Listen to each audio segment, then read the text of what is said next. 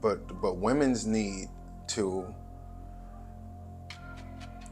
what they're doing to their bodies and how they, every single post has to Yes. be twerking and over sexualized. Right.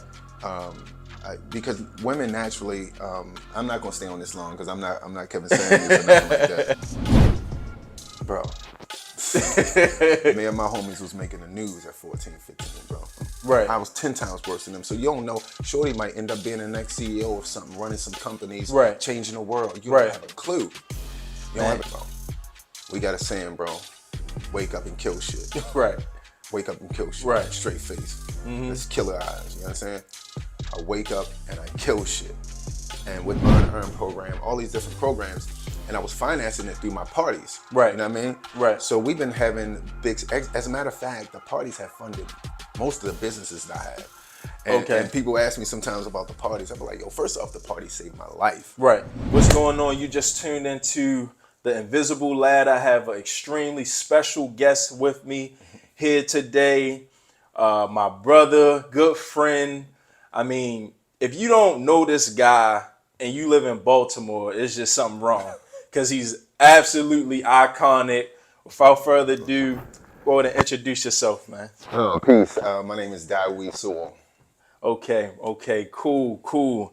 So, man, it's been a long time coming. Wanted to get you in here. I know you're doing some positive things in the community. Definitely. Of course, this is the Invisible Ladder, and this platform is pretty much a platform for individuals to tell their story of what went on behind the scenes along their journey to success. Okay.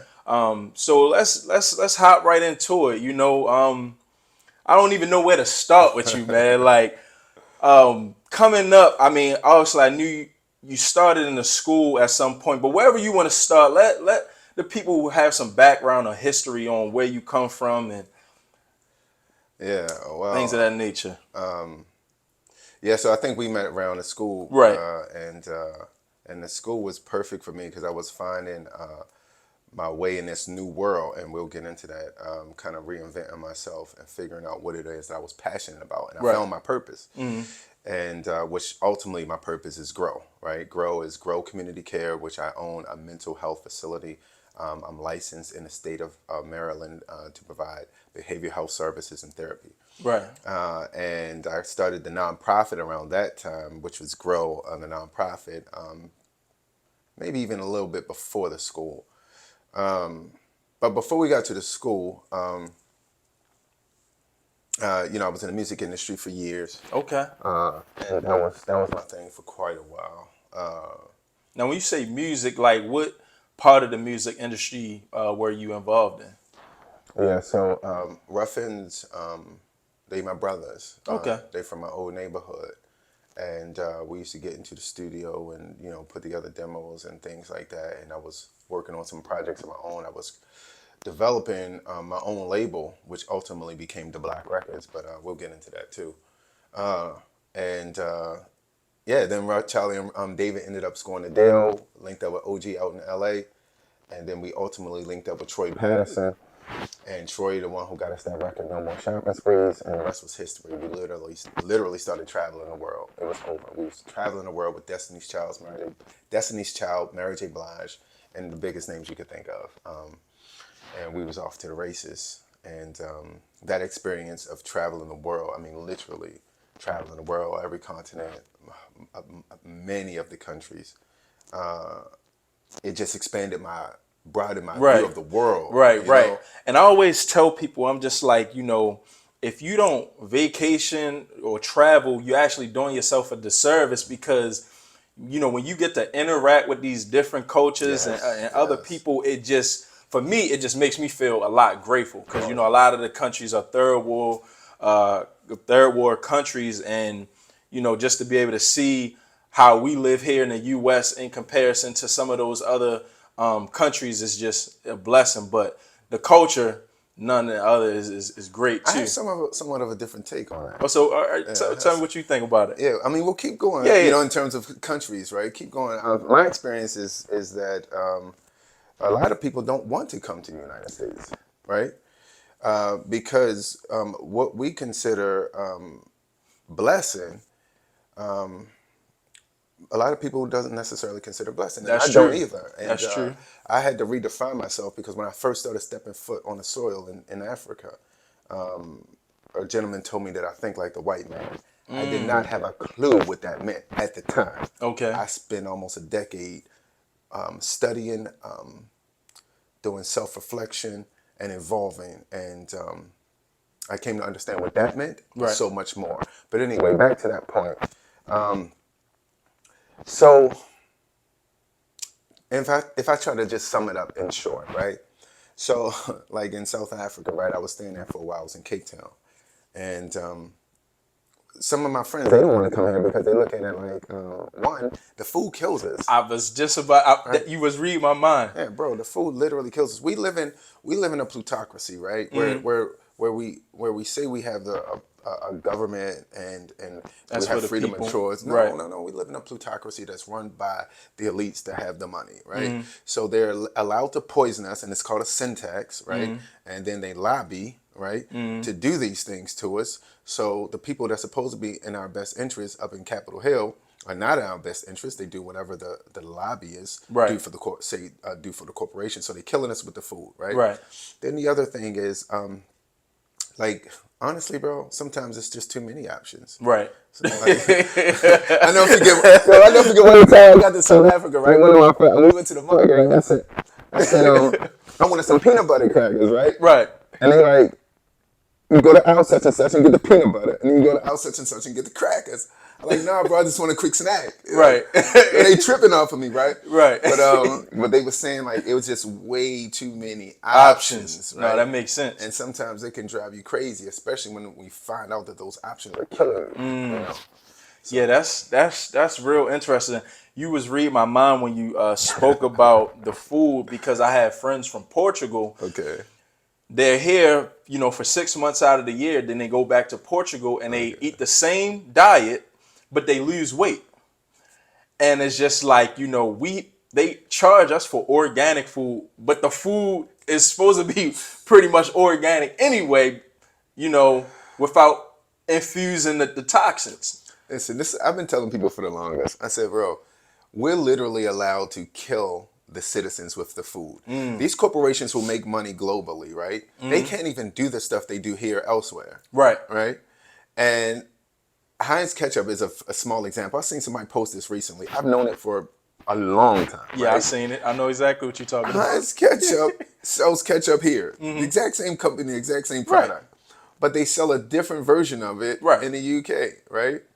But they couldn't sell it in the UK because the UK, they can sell the Heinz ketchup that they sell here because it's filled with all the chemicals that's going to give us cancer and all these diseases. They can't sell it over there that way. Right. They got to change the ingredients. Right. But it's the same product. Right, because it's banned. It's over 30 ingredients that are banned in other countries. It's more, but over 30 ingredients that's banned in other countries that we allow in U.S. Blue color dye, Yes, red yes, 40. yes. The list goes on and on. Listen, let me tell you something. So that's what I tell the kids that I mentor, right? Right. I say that, so the goal is to, and I don't need everybody to be vegan. First off, I don't even call myself vegan, right? I just say I eat real food, Right. And I stay away from eating meat, right? But I say try to eat things with 3 to 5 ingredients in it or less, Right. Right?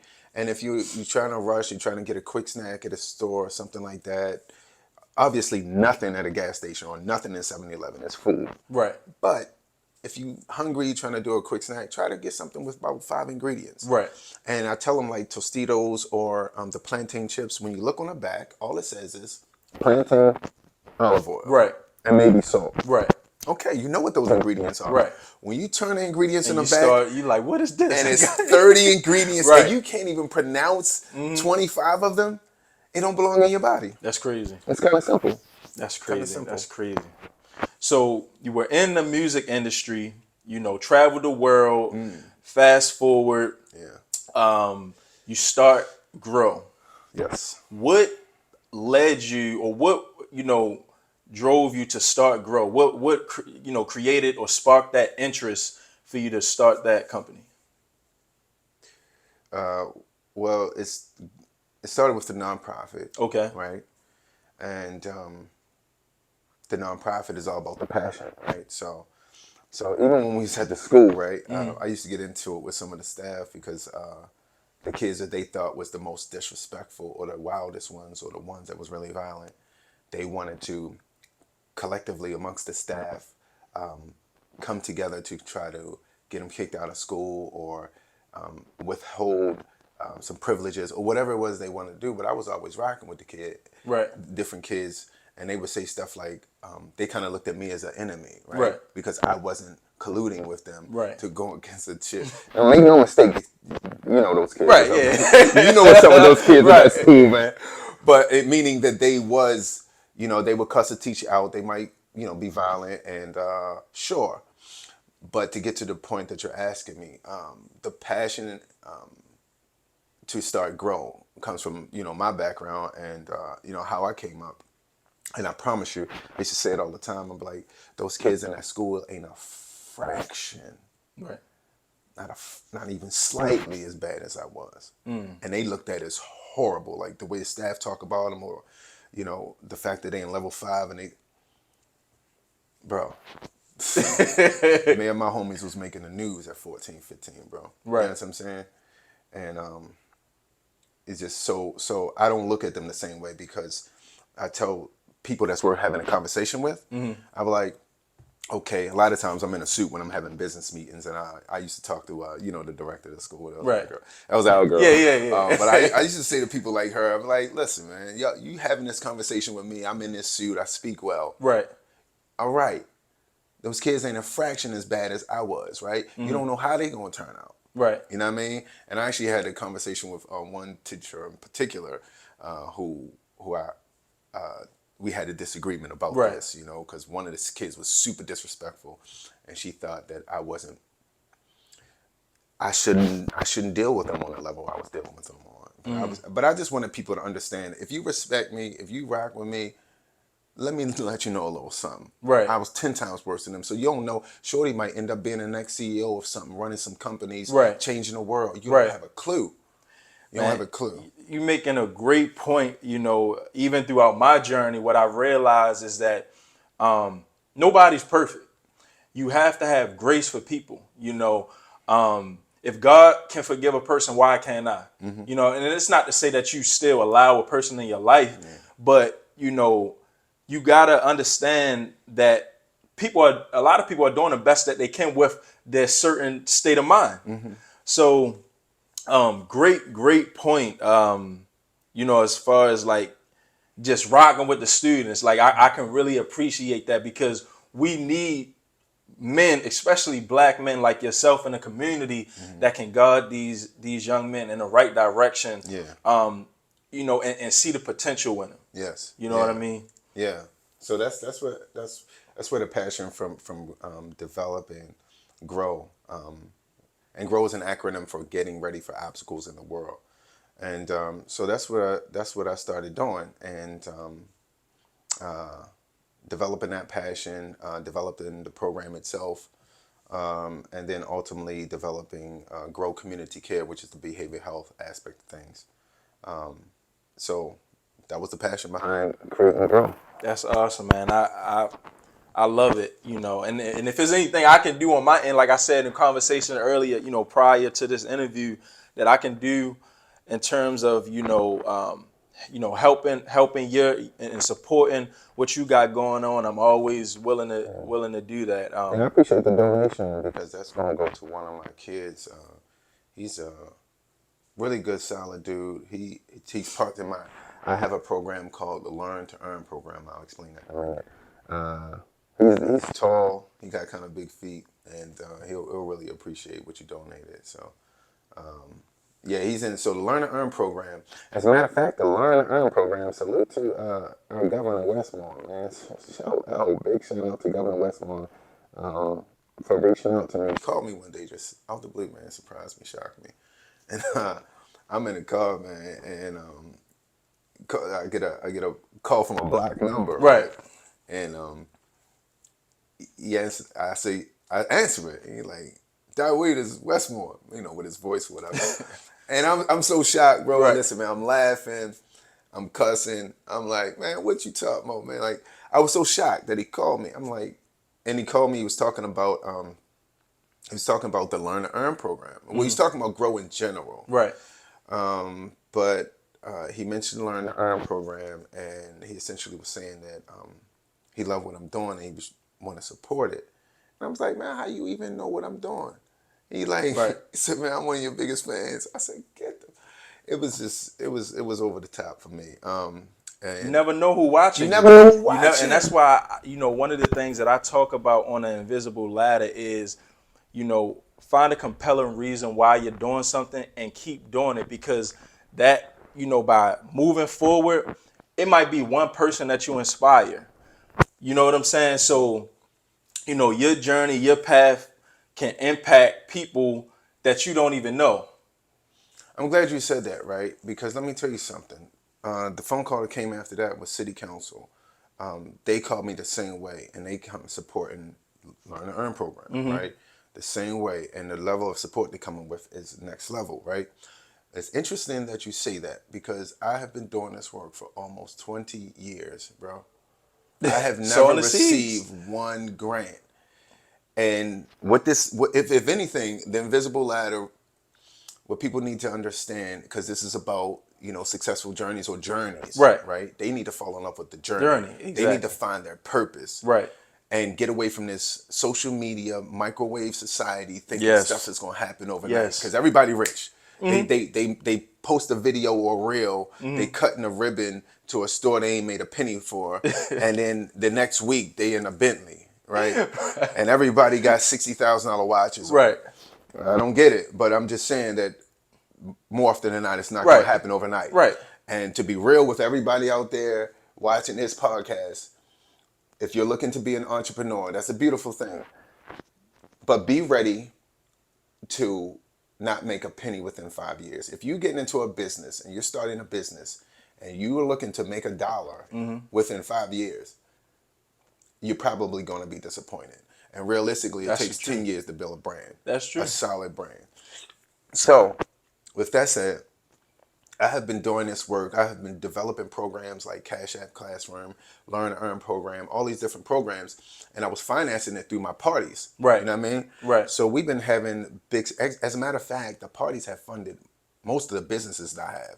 And Okay. people ask me sometimes about the parties. I'm like, yo, first off, the party saved my life Right.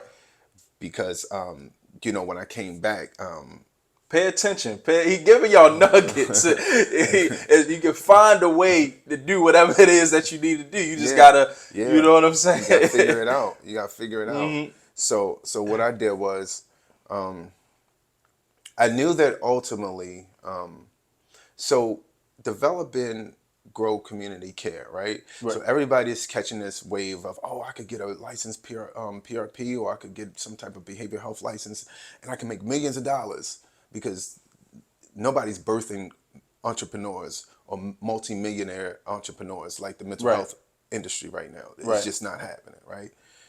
So that's a fact, right? But the problem is people are getting into it for the wrong reasons, right? And like I just said, don't chase the money. So what I was essentially saying was don't chase the money, chase the passion, right? So if anybody looks at Grow and think that Westmore called me because of what I did this year, I'm sure that I can't wait to sit and talk to him and say, what you mean? Like, how long you been Right. Right. following me? Right. Because, bro, I've been putting this work, and Yeah. we've known Yeah. each other for a Yeah. long time. Right. Right. I've been doing this work for a long time because I'm passionate about it. I'm in the gym last night. I got the homies with me. Right. Yeah, I've been taking so many kids to the gym with me for so long. I got grown men taking other young guys in, grown men that I mentored from the ages 9, Right. that are now grown men, and now they take young people to the gym when we all go or they go by themselves. I've been doing it that long. You know Right. what I mean? And it's about the passion, it's about being true, it's about nation building, and it's about finding our solutions. It's about, you know, people throw that word king around and all this. Bro, you have to really focus on self development. Right. You have to really focus on increasing your emotional intelligence. You have to really focus on developing that financial literacy. One of my mentors always has said, your ability to earn will solely be based on your self personal development. If I can't, have a conversation with you and figure it out, and without getting upset, then how am I able to manage 10, 20, 30 people? How am I able to work with so many people on a higher scale are that may potentially want to spend real money? You know what I mean? So you, like you said, you have to develop yourself into the person that can run that business. That's very Yeah, important. yeah, absolutely. That's what I did. I spent a lot of time on self development, and yeah, and And like you said, when it comes to the microwave success, oh man, it's just crazy. I started my company in 2020. okay, My dad, he let me borrow $3,500. okay, Okay. That year I only made 7,000 okay, for the whole year. yeah, Right? And I was finna quit. I was like, man, like this is crazy. I got introduced to a guy through a family friend, and he had been in the cleaning space for over 20 years. And I tell people, whatever it is that you're focusing on, you will attract those individuals that can support that dream or that idea. And so I met him. He shared some information with me. I seen what his work ethic was. I'm gonna tell you how crazy this man worked. He 50 years old, but maybe like 52. okay, I would talk to him in the morning. He's like, "Hey, I'm in Delaware." By noon, he might be in PA. By the nighttime, he might be in DC. And it was almost to the point where it's like it seemed impossible to be this many different places all in one day. But the work ethic just shows how he was able to make $60,000, $70,000 in 1 month. You know what I mean? And people think, oh, it's easy. I can get, it comes quick. Been doing it for 20 years, yeah. and he's still running around like he just started a business. So, Oh, that's funny that you say that. So what did Big say? You got to stay hungry like it's your first album. right. But you have to stay that way. And anyone who watches us and do these parties and see what we're doing, we still selling out venues. We've been in this game for a very long time. We grind like it's our first party, Right. and you have to stay that hungry, man. I wake up every day excited. This summer, one of my kids, his name is Ethan. Ethan is 20 now. He's in Morehouse out in Atlanta. I just talked to him earlier. He had the opportunity to spend the summer with me. And what he saw was that type of work ethic that you're talking about. We got a saying, bro, wake up and kill shit. Right. Wake up and kill shit. Right. Straight face. Let's killer eyes. You know what I'm saying? I wake up and I kill shit. And what that means is I wake up excited every day. I'm telling you, it's not even, I really wake up excited Right. about conquering the day, right? And then I go about my action items, and I got so many things on my plate, we have to tack many of them. So he was my intern, my assistant, and he was getting paid. He was able to see how we do multiple things, right? So sure, it looked like I have multiple businesses now, but I promise you, first I focus on one at a thing. time. And now we just talking about 15 and 20 years. Right, You know what right. I mean? So now, sure, you got a couple things going Another on. nugget: focus on one thing or Oh, one yeah. goal until successful. You can't spread your thin. I always like to use the analogy. If I take a water hose, right, and I'm watering flowers, and I put it on the sprinkler mode, right, the water is gonna come out with a little bit of pressure. But if I put it on that one stream, it's gonna hit the target with pressure.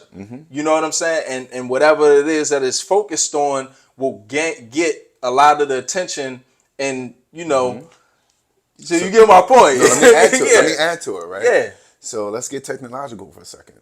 If you have multiple tabs open on your laptop, right? Okay. And you're trying to download something, right? That download is going to run really, really slow because you're trying to do too many things, right? Focus on that one app or that one thing that you're trying to download, and it's going to come faster, Right. right?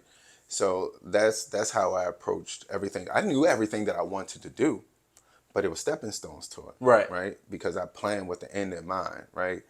And yeah, so I was just saying, like Ethan was like, and seeing up close that work ethic that you were talking about, like with your guy, right? And with all that crazy grind, getting up crazy early in the morning, we still got to end it with that workout, right? Right. And people will say stuff like, well, there's not enough time in a day to work out. They're correct. They're correct. So you go to sleep later and wake up earlier. Right. It's just not enough time. So Right. you got to make sacrifices somewhere. Mm-hmm. So I'm not a person who actually, I don't like staying up late. I really don't. Right. But Monday, Wednesdays, and Fridays, we got kill shit. Right. Meaning from that's my workout days, right? So we're gonna hit the gym 8 because I would like to get there earlier, but we did killing shit all day, Right. right? And then I leave one gym. I train in Tree Force. Shout out to my trainer at Tree Force, Troy.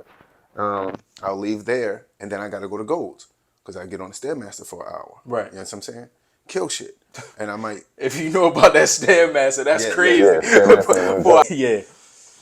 So waking up, killing shit, Yeah, yeah. Hitting getting that on the Stairmaster. Stairmaster. Now let me say this also, right? So Ethan was able to see the crazy work ethic, right? And even though we working all day because we own the summer, right? Me, my partners, we own the summer. We do the biggest events, and there's multiple events. And anybody who don't understand what promoters do, I just say, okay.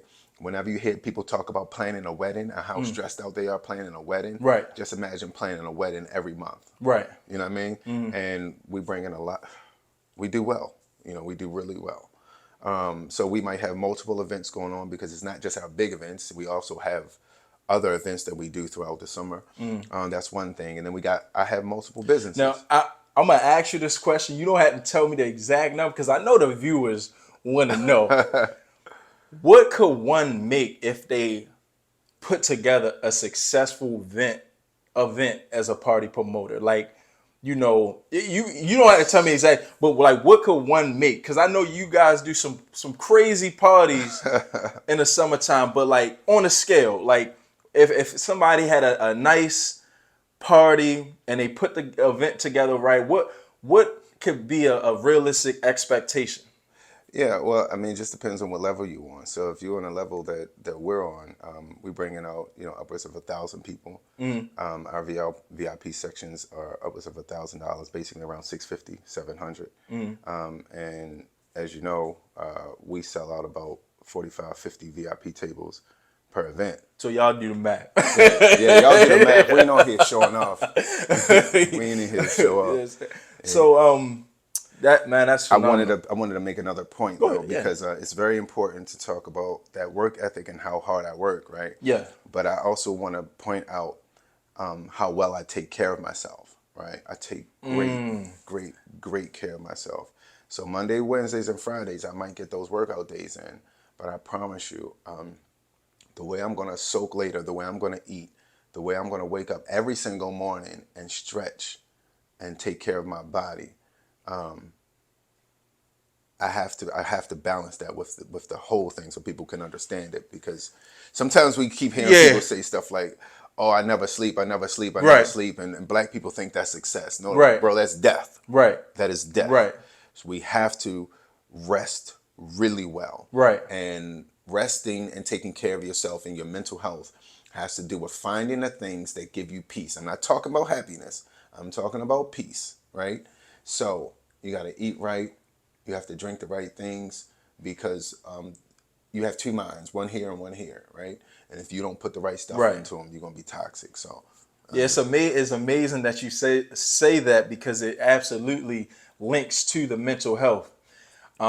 Speaking of, to mental health, how important is it that individuals really identify the things that are going on inside of their head and tending to their mental health? Because I know this particular space has grown in the past few years in terms of mental health. yeah, it's a really big topic, right? And it's a lot of area to cover, right? So there are therapists that can dig really deep, and they are clinically sound, and they have the licensure to deal with the really heavy mental health issues, be it schizophrenia or things even more traumatic than that. But the mental health that is more common is what is affecting all of us, right? And I don't want to say common, I don't know the right words to use, but trust me, man, social media is affecting our mental health, right? And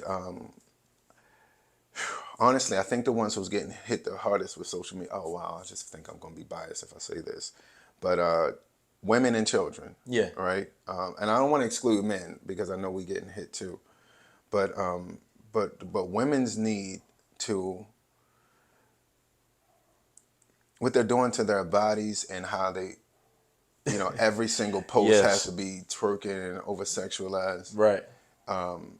Because women naturally, I'm not going to stay on this long because I'm not Kevin Samuels or nothing like that. But women naturally compete with each other. What I learned at an Right. early age, like I like to go out with dinner, and I just like to I spend time around women, bro. I'm Right. not that guy who's going to come out to the club with 30 guys. Right. I'm Right. coming with two or three Right. gorgeous ladies, man. That's just always who I've been, And a right? lot of times it's less drama, to be honest. Yeah. It's laid back, Yeah, if So you with the right yeah, the ladies, right. so I'm gonna be Exactly. around the right space, man. And Yeah. I just love feminine energy. Right. Period. Right. So, but I have noticed since I was a young man that women check out other women. They always I don't want to say comparing, but it's something that happens, right? Right. Now with social media, it just puts a magnifying glass on it, so it's times 10, Right. right? And there's something that I like to say when I'm talking to the young girls that I mentor, because now it's my job to help you guys, Right. right?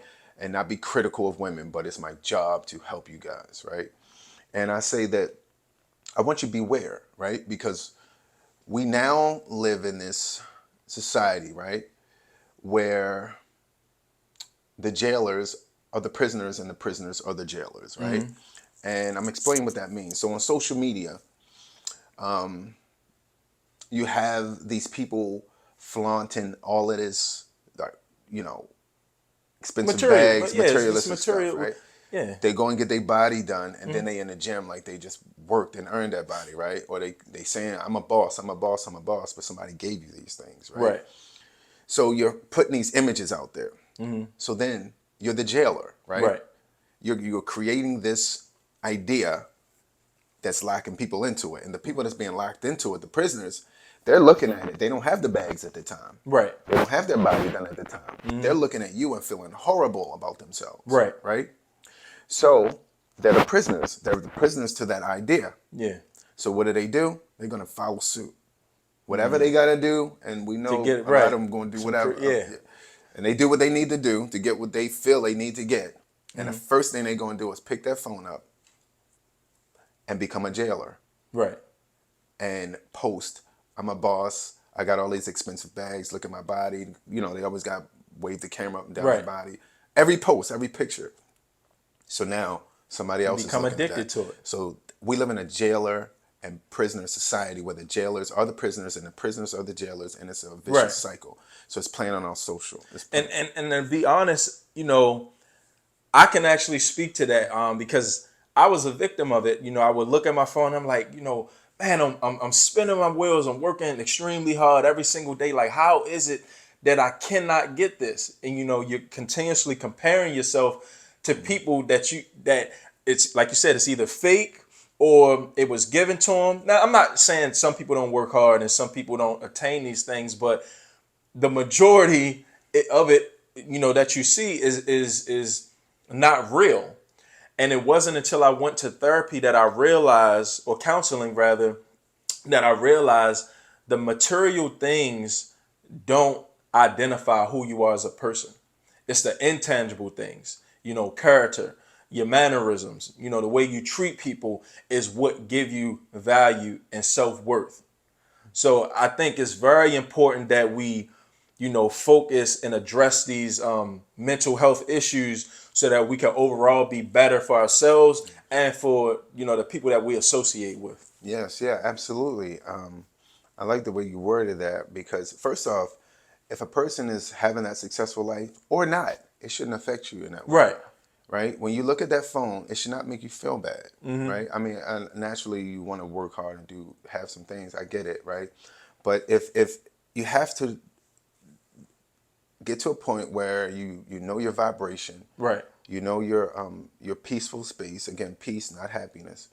And when you're feeling, some of the things to look for is like anxiety, right? So if you're ever feeling like anxious, it's time to step away from that phone a little bit, right? It's literally an anxiety thing, Right. right?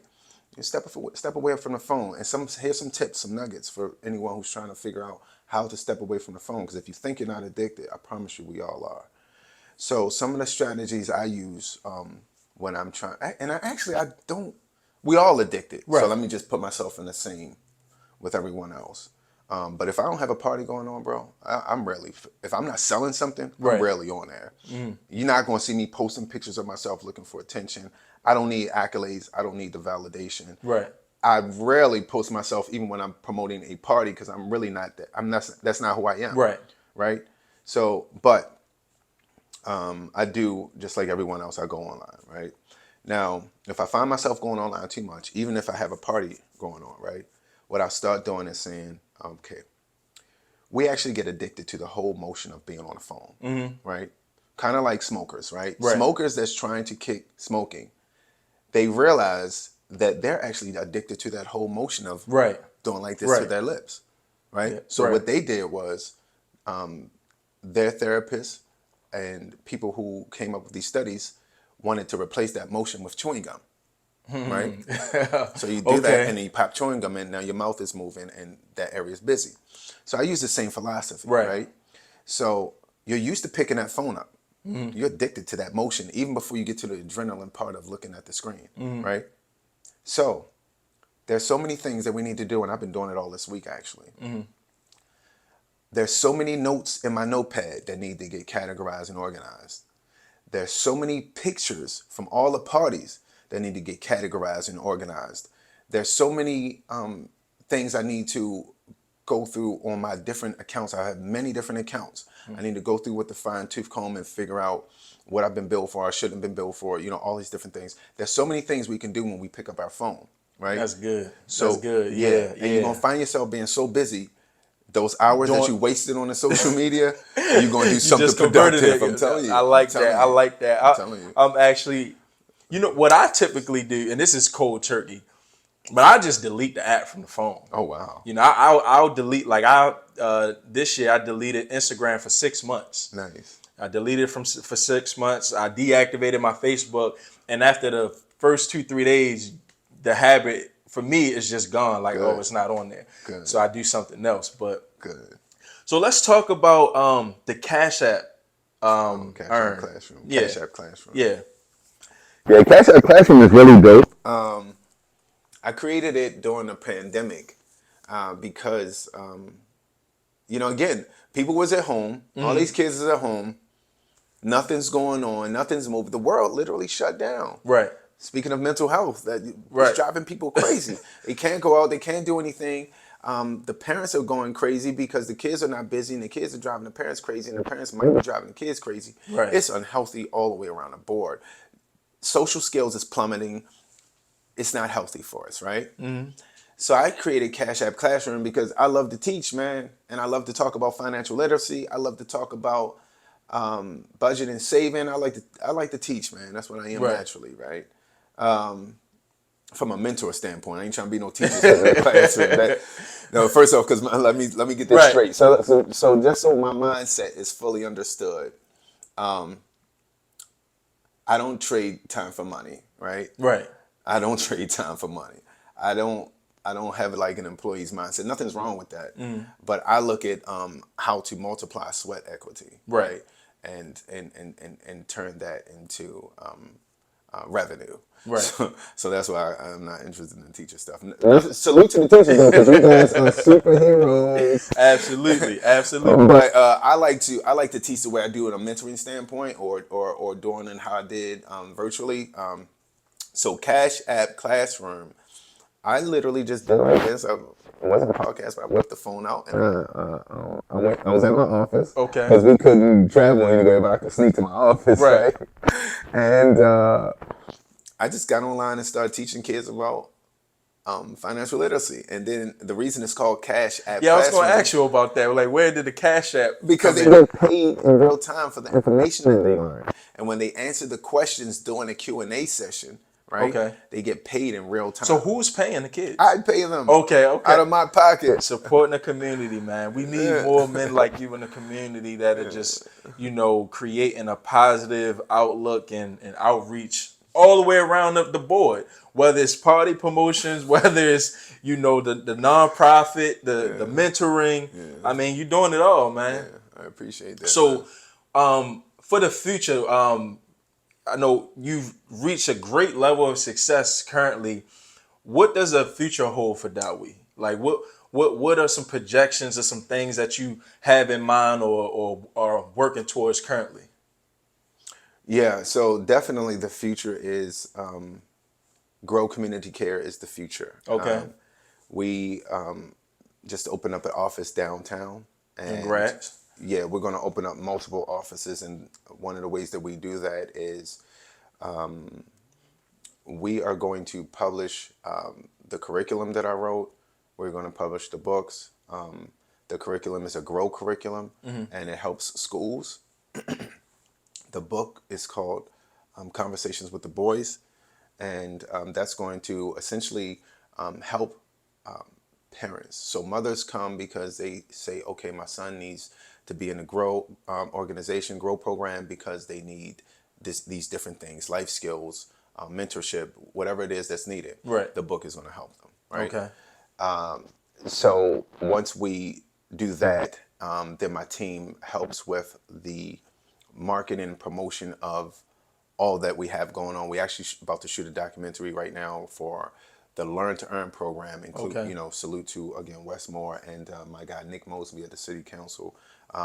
So once we saw my marketing team starts putting that stuff out there, we're going to ultimately open up several grow community cares Wow. in different states. Wow. So that's the long That's big. term. Yeah, That's the big. long That's term. big. Congrats on that, man.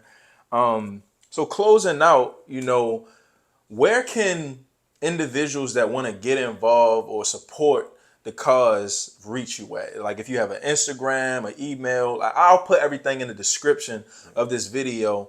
But for the viewers, where can they reach that way? How can they get in contact with you?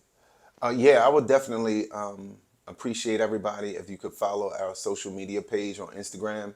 It's the Grow Program Baltimore.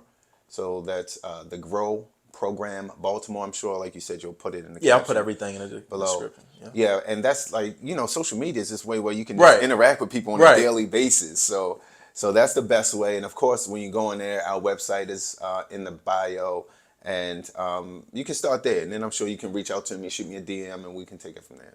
Cool, cool. Any words of encouragement? Obviously, this is the invisible ladder. You've had great success doing many things out in the community. Any words of encouragement of someone that aspires to start a nonprofit or just have a dream and come from a background where things just don't seem or appear to be possible at the moment? Anything that you could say to encourage that individual?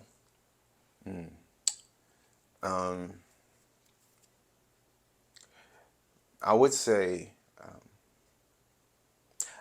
to find somebody who's doing the thing that you like to do. Find that person, right? And when you find that person, try to be of value to that person, right? The best way to build relationships like that is to come giving something, right? So come giving of your time, be an intern for free, figure out how you can bring some resources to help that person get around greatness, right? And be genuine in your selflessness and your sacrifice and what you're willing to do to build that relationship.